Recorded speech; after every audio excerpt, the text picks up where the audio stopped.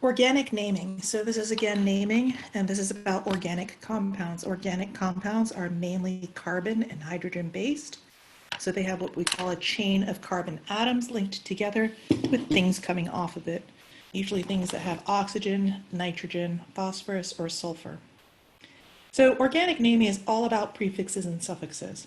So the number of carbons, because it's carbon based, we need to first establish that. So we look for the carbons in the longest chain, and we use the prefixes meth, eth, prop, bute, pent, hex, hept, oct, non, and dec to talk about the number of carbons in the longest chain.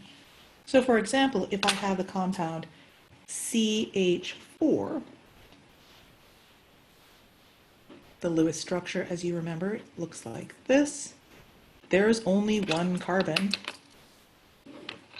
So this will have the prefix of meth, right? And we'll talk about what the suffix is later. If I have, and again, we're just going to draw the carbons now. Sometimes it gets tricky. So the longest carbon chain has to be in succession is 1, 2, 3, 4, 5, 6. It could be 6 here. Either way, my longest carbon chain is going to be something that looks like this. If I thought that it was this only has 5 carbons. This chain has 6. So looking for the longest carbon chain can sometimes be a little tricky, but you'll get a feel for it. And so the prefix for this longest carbon chain would be hex because it has 6 carbons to it. So then you have to look at what the suffixes are. So if I have something coming off of the chain like this, it will have the suffix -il. So this is a 2-carbon chain that's coming off of the parent chain. So 2-carbon has the prefix eth. So this will be an ethyl group. This is a little thing coming off of the parent chain, and this will be a methyl group, right? So any carbon chain that comes off of the parent will have the suffix -il, YL. And then the parent chain, we already know, has hex as its prefix. The question then becomes, what is its suffix? Well, if the carbon chains all have just single bonds, which this does, then the suffix is hexane. You're like, okay, so what do I do? The name of this compound is hexane as its root, but it has 2 groups attached to it. It has an ethyl and a methyl group. And you may ask, how do I know which to put first? It's actually alphabetical order. So this is the one that doesn't sound like so scientific-y. It's just alphabetical order by the English language. So then the question becomes, well, how can I tell you where those ethyl and methyl groups are? So what you then have to do is you have to number the carbons in the chain to come up with the lowest combination.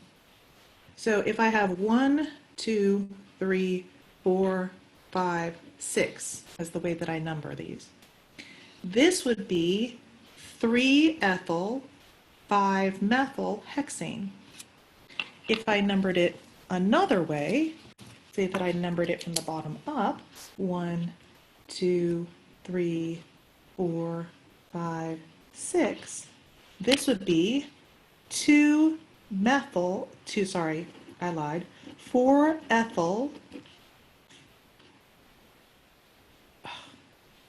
4 ethyl, 2 methyl hexane. So the question then becomes, which is a lower combination, a 3-5 combination or a 2-4 combination? And 2 and 4 have the lowest combination of numbers. So let's try something. I will draw a carbon chain and have you figure out what the name is.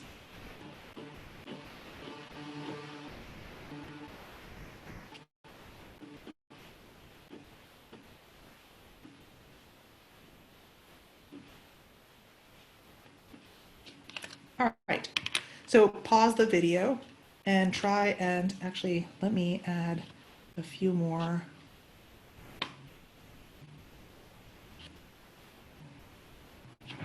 That's good enough. All right, pause this and see if you can name this. All right, you're back already. So the longest chain is going to be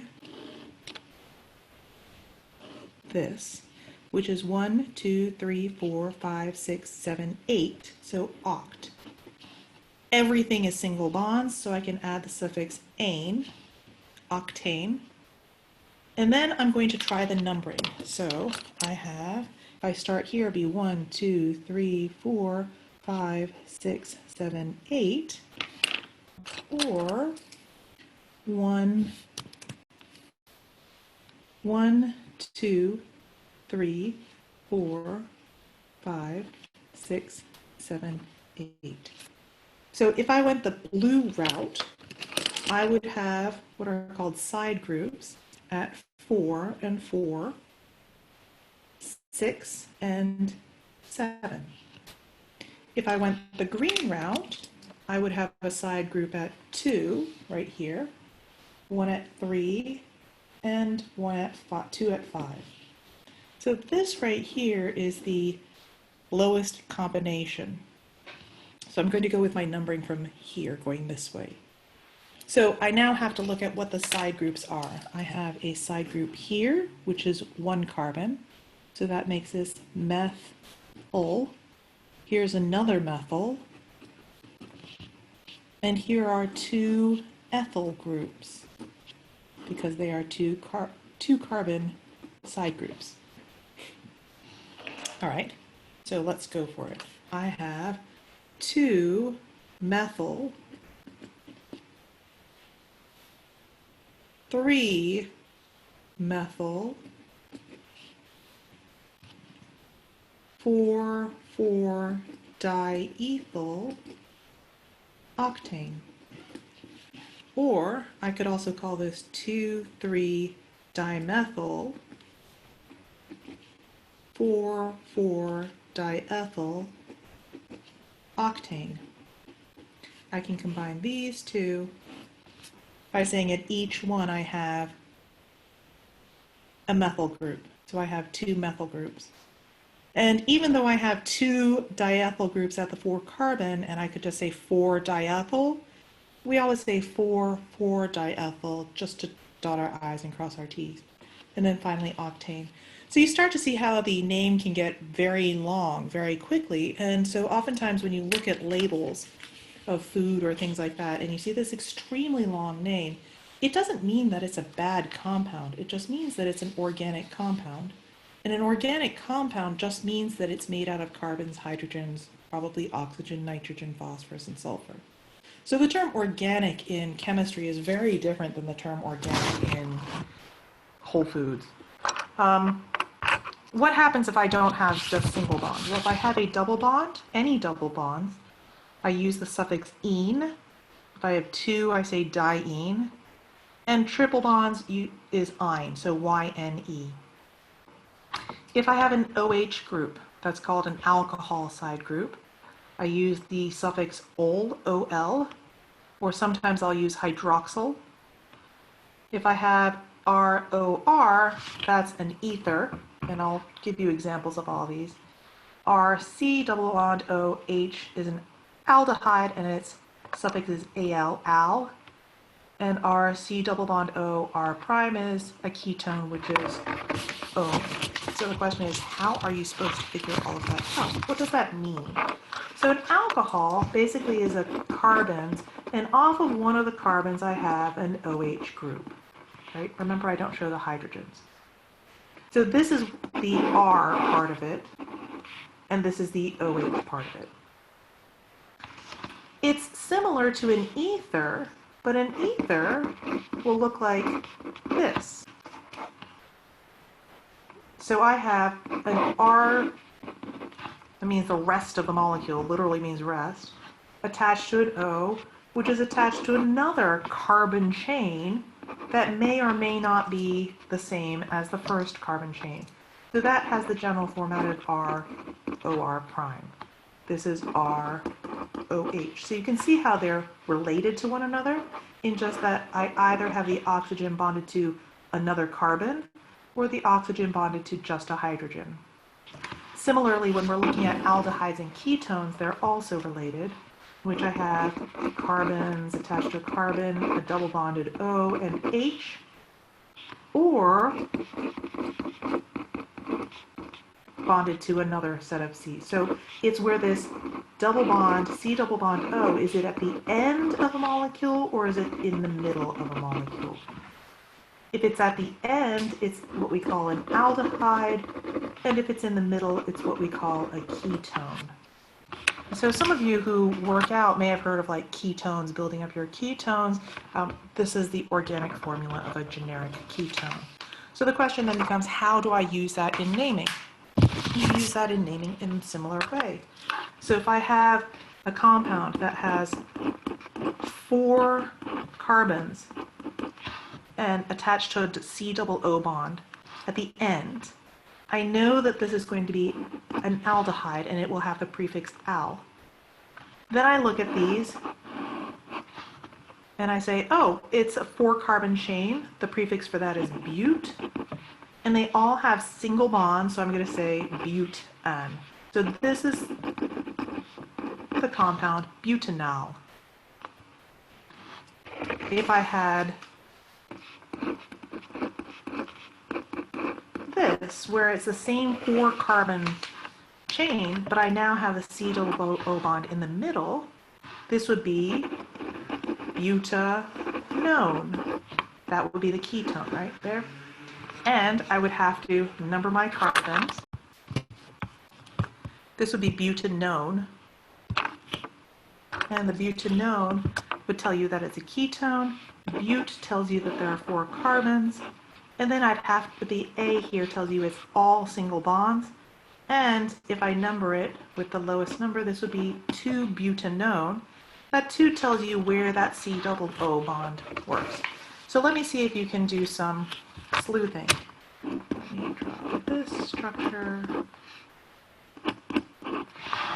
So pause the recording and try to name this. You're back. So hopefully you got that the chain is 1, 2, 3, 4, 5, 6. And that's the lowest numbering. So this is a hexanone. And it would be 3-hexanone. All right. So how do I put this all together? I put this all, oh, sorry, I have more suffixes. One's a carboxylic acid, and the formula will be CCC, where I have it bonded to C, O, and H at the very end. Okay, so this would be propan, so 3 single bonds, oic acid. And it's related to esters.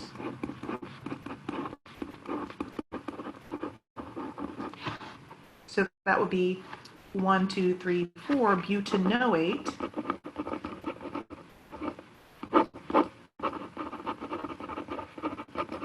And this is located at the second carbon, so that would be 2-butanoate. So I have 4 carbons there.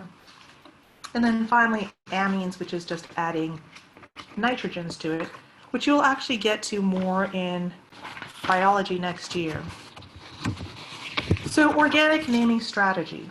So you find the largest carbon group, and then you name the parent chain, and you identify all the functional groups around it. And you may say, well, how do the suffixes take precedence? It goes in this order. So the one that gets to have the suffix, if you have everything, is the carboxylic acid. But if you have a mixture of aldehydes and ketones, the aldehyde gets the suffix, and so on and so forth. So here's an example. So again, I'm just showing carbons and hydrogens. This has no oxygen. So this is 1, 2, 3, 4, 5, 6, 7 is the longest parent chain. So that's a hepta. It's got double bonds, so I have to end with -ene. I have 2 double bonds, so it's diene. And so I've got a double bond on the second and the 4th carbon. And then off of the third carbon, I have a methyl group, and off of the fifth carbon, I have an ethyl group. So this would be 5-ethyl, 3-methyl, 2,4-heptadiene. How'd you do? And then the second example is where I have another thing with oxygens. So I recognize this as a carboxylic acid. So I know that my suffix is going to be something oic acid. My largest parent chain has 5 carbons to it, and they're all single bonds. So that will be the an will be the single bond, and pent will be the number of carbons. And then off of that, I have 2 methyl side groups. So this would be 2-dimethyl pentanoic acid. How did you do? It gets kind of fun. This is about the extent of organic naming that we do. We really don't do much in this course. This is really for if you're interested in taking the SAT-2 or the AP chemistry test. If you decide to go on into health sciences or biology in college, you'll take organic chemistry for an entire year, and this naming will have comprised maybe the first 3 days of organic chemistry. So clearly we're just scratching the surface. But there is something fun about being able to take this very large molecule and break it down into something that is a little bit more manageable.